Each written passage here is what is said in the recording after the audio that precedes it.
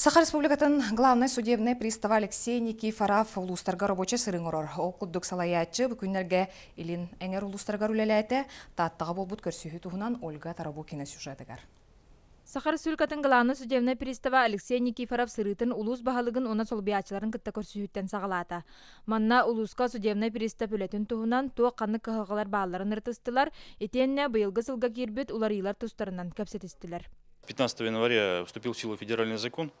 Судебные приставы-исполнители получили право выносить постановление о временном ограничении прав на управление транспортным средством по отдельным категориям исполнительных производств. Это в первую очередь в отношении должников по алиментам, должники по взысканию ущерба, причиненного преступлением, морального вреда, причиненного преступлением, ущерба здоровью и должники по административным штрафам, связанным с управлением транспортными средствами. Салгы рабочий бөлөк прокуроры кытта көрсөн кепсетте. Ол каннеттен тататага судебный пристав отделы начальнигин кохугар олуктоктор итыларыгар коруйдата.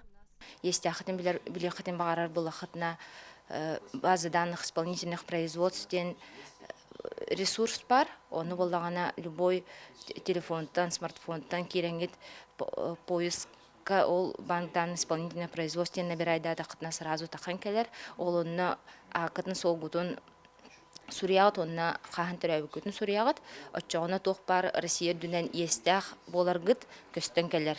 Оны бәғатын дағаны, чугаш жоңгутын дағаны хахан барыр бербекелі қытын сөптен әтеқпін бағарабын. Букурдук Саха Республикатын главный судебный пристава таттага сырытыгар bir күнігер қазда қайысқаны тұтуған үлеләті. Ольга Тарабукина, Стас Никифоров, Саха телевидениеті татта.